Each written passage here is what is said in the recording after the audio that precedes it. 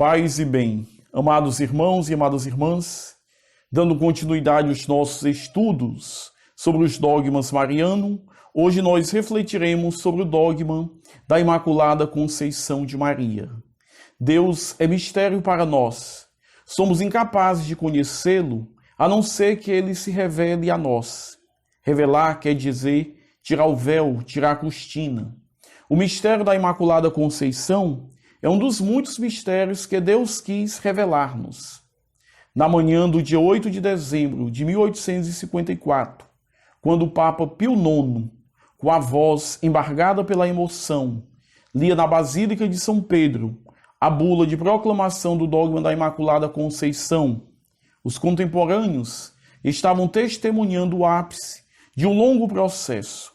Na história da Igreja, desde as épocas mais remotas, a devoção à Imaculada ocupou um grande local de destaque. A longa caminhada até a proclamação do dogma. Assim, importantes teólogos na história da Igreja se empenharam em sua defesa. Reis e imperadores prometeram, sobre juramento, defendê-la. Reinos, ordens religiosas, exércitos inteiros foram consagrados à Imaculada. E o povo simples, na sua sabedoria, que dispensa grandes argumentos, sempre reservou-lhe um lugar no coração. O mistério da Imaculada Conceição de Maria nos recorda duas verdades fundamentais da nossa fé. Em primeiro lugar, a existência do pecado original. E a segunda, a vitória de Cristo sobre o pecado. E assim, nós contemplamos esta vitória de uma forma sublime em Maria, Imaculada em sua conceição. Nas primeiras páginas da Sagrada Escritura, no livro do Gênesis, nos capítulos 1 e 3, nós temos o relato da criação e a queda dos nossos primeiros pais. Deus criou tudo o que existe, em particular, criou o homem à sua própria imagem. Deus, ele não criou a morte. A morte, ela entra no mundo como consequência do pecado, por inveja do diabo, conforme nós constatamos a partir do livro da Sabedoria, do capítulo 1, versículo do 13 ao 14. Logo após a queda dos nossos primeiros pais, Deus prometeu que haveria o filho da mulher que esmagaria a cabeça da serpente. Gênesis, capítulo 3, versículo 15.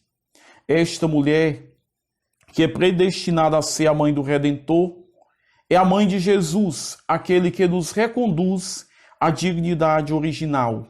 Esta mulher, aos olhos de Deus, desde sempre teve um nome e um rosto, cheia de graça. Na saudação angelical, Gabriel diz: Ave cheia de graça, o Senhor é contigo. Exprime que em Nossa Senhora está a plenitude da graça. Se Nossa Senhora tivesse pecado original, ela não seria cheia de graça. Gabriel, ele troca o nome Maria pela qualidade cheia de graça, como Deus desejou chamá-la. A afirmação Senhor é convosco, ela abrange uma verdade luminosa. Nosso Senhor é e está com Nossa Senhora antes da encarnação. É convosco. É necessário reconhecer que onde Deus está, não está o pecado, ou seja, Nossa Senhora não tinha o pecado original. O arcanjo, ele prossegue: Não temas, Maria, pois achaste graça diante de Deus. Que graça Nossa Senhora encontrou diante de Deus para ser escolhida, para ser a mãe do seu filho? A graça original, a santidade original. Ela é de fato a nova Eva, a mãe da criação destinada a ser a mãe de todos os redimidos. Assim escrevia Santo André de Creta. A Theotokos Maria foi a primeira a ser libertada da queda primitiva dos nossos primeiros pais. E a liturgia da solenidade do dia 8 de dezembro afirma que Deus preparou uma digna morada para o seu filho. Em previsão de sua morte, preservou-a de todo o pecado e de toda mancha.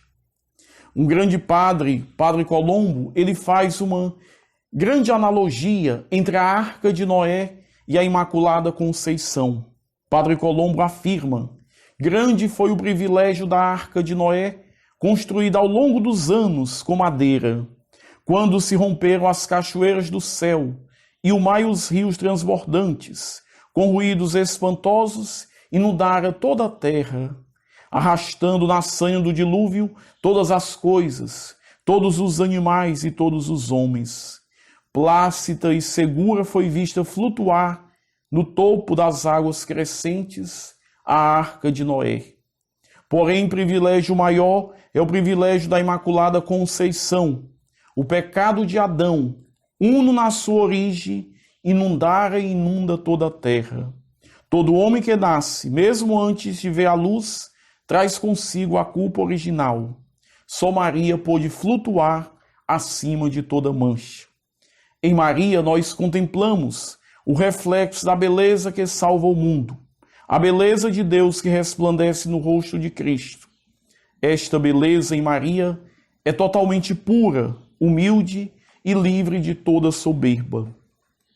Foi o beato Dom Scoto, um grande teólogo franciscano, que encontrou um silogismo para melhor explicar que Nossa Senhora, como filha de Adão e Eva, devia estar sujeita ao pecado original, mas foi preservada em previsão dos mistérios de Cristo, com antecipada aplicação da redenção universal de Jesus.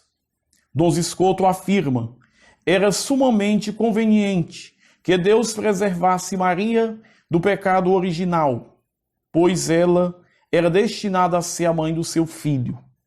Maria foi salva por Cristo por antecipação.